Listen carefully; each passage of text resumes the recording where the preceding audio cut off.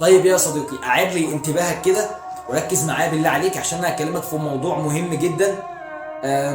عشان لو الموضوع ده عندك نتدارك الامر بسرعه ونلحق نفسنا قبل ما نقع في فخ التراكمات تاني في المراجعات النهائيه. لان صدقني المشكله دي لو عندك، فانت مهما تعمل مهما تبذل مجهود، والله لو قعدت تذاكر الصبح وبالليل وبص ما بتنامش، فوالله العظيم انت مش توصل لحلمك. يا صديقي، انا لما كنت في ثانويه عامه في شهر 10 تقريبا، كنت اول حاجه كده كان عندي صداع فظيع. دي الاعراض اللي كانت عندي، ولو عندك هقول لك باذن الله ازاي تحلها. كان عندي صداع شديد جدا في دماغي، ما كنتش بقدر اقسم بالله افتح يعني الكتاب، ماليش نفس ان انا اذاكر. كل ما اذاكر يا دوبك اذاكر صفحه يا دوبك اذاكر صفحه ومش قادر اكمل الصفحه اصلا. ولو كملت المحاضره بعد ما خلصت هتلاقي نفسي نسيت. خلصت فهمت المحاضره، ايوه فهمت المحاضره، مش عارف احل عليها. بجد يعني الحاجه اللي كانت ظاهره عندي قوي الصداع يا شباب، كان قاتلني اقسم بالله. الصداع اللي كان جاي لي في الوقت ده كان قاتلني. فانا شكيت في امر من امرين، يا اما والله يا اما سحر يا اما حسد. تقول لي يا عم احنا هنعلق شماعتنا على حاجه شائعات وحاجات ملهاش لازمه؟ لا يا صديقي، ازاي ملهاش لازمه؟ النبي صلى الله عليه وسلم قال فيما معناه ان العين لا تدخل الرجل القبر. يعني الحسد يا صديقي ممكن لو حد حسدك يدخلك القبر، يموتك. ايوه يموتك بجد احنا بنجيب حاجه من عندنا، النبي صلى الله عليه وسلم اللي قال. انت واخد بالك؟ طيب انا زي ما انا قلت لك كنت في شهر 10 تقريبا، قعدت بتاع 20 يوم اعاني من البتاع ده. لا انا دماغي مصدعه، دماغك مصدعه، لا مش صداع بقى اللي هو عادي. مثلا الصداع اللي هو مثلا بيروح ويجي، خدت مسكن ما بيروحش، اقسم بالله تحس ان دماغك كده ايه، شرار بيطلع من نار بيطلع من دماغك. مش قادر اصلا تفتح تذاكر. بجد انا عملت ايه؟ قلت لوالدي، والدي جاب لنا شيخ في البيت على السريع بس كده اقول لك بسرعه. قال لي ايه؟ قال لي اقعد غمض عينك، ده اللي حصل بالظبط بدون زياده ولا نقص. قال لي غمض عينك وقول بسم الله 100 مره. قعدت غمضت عيني، قلت بسم الله 100 مره، لقيت ان ايديا نملت ورجليا، يعني حسيت بتنميل شديد جدا في ايديا ورجليا. فقلت له اللي حصل، قال لي انت محسود. طيب الحل؟ رقيه شرعيه، وبعد كده شربت ميه عليها قران. تمام يا صديقي. و على فكره انا كنت بمشي، والدتي جزاها الله خير يعني كانت عامله مصحف صغير كده في جيبي. مش عارف الحاجه دي الصراحه يعني حلوه ولا وحشه، بس هي كانت عامله لي كده عشان منع السحر والحسد والحاجات دي.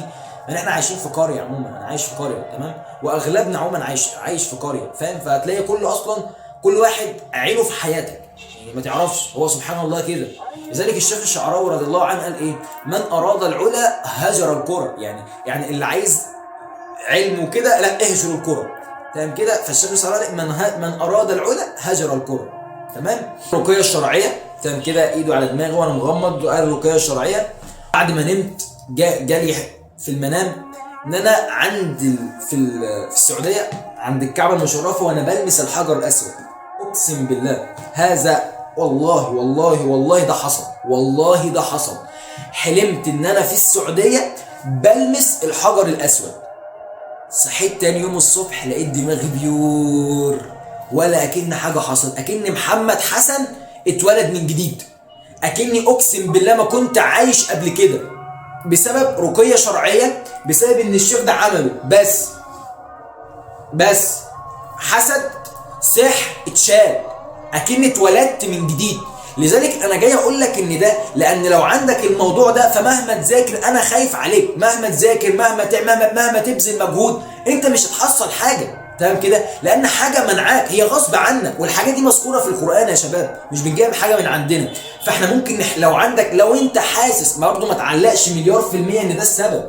ممكن يكون انك بتتمرقع مثلا، سوري في اللفظ، ولكن هناخد بالاسباب وتعمل اللي انا هقول لك عليه ده. اذكار الصباح واذكار المساء تلتزم بيها، الورد القراني. يا عم عرفت تجيب شيخ في البيت فل شيخ موثوق، ما تجيبش بقى الشيوخ اللي هي مش عارف الحاجه خديجه المغربيه اللي رد المطلقه ومش عارف جلب الرزق. طب ما انا عايز بس الشيخه المغربيه ولا مش عارف اللي بيقول عليها دي، انت مثلا لجلب الرزق، طب ما تجيبي لنفسك الرزق. سؤال بس، ما تجيبي لنفسك الرزق يا حاجه؟ انت مش قادره اصلا تجيبي لنفسك الرزق، ما تجيبي لك مليون جنيه، ليه عماله تعملي اعلانات لنفسك؟ عايزه تفيدينا يعني؟ لا حول الله يا رب. فكل الفكره ان شيخ موثوق يا صديقي، خصوصا انك بنت، يعني خصوصا انك بنت او خصوصا انك الاثنين سواء عموما، ولكن زي ما انا قلت لك عشان ما تتوهش مني، اذكار الصباح اذكار المساء، ده زي يا عم، ده زي ده املاها ميه واقرا عليها قران، اشربها يا عم، اشربها وقول بسم الله 100 مره وانت مغمض عينيك. حسيت يا عم الحاج بتنميل، يبقى الحاجه دي لازم شيخ. ما حسيتش يبقى انت بتتمرقع يا صديقي، وقوم ذاكر بس، وقوم ذاكر يا عم. تمام؟ مش هطول عليك اكتر من كده يا شباب، واسال الله عز وجل لكم التوفيق، و يعني ربنا يوفقك يا شباب. وخدها قاعده في حياتك، اعمل اللي عليك في الوقت المسموح ليك.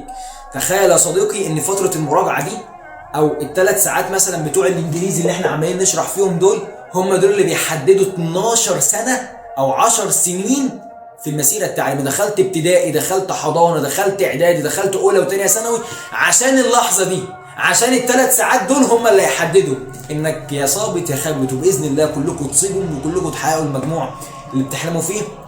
قول يا عم يا رب يا رب يا رب. وما ننساش صلاه على النبي صلى الله عليه وسلم يا صديقي، والسلام عليكم.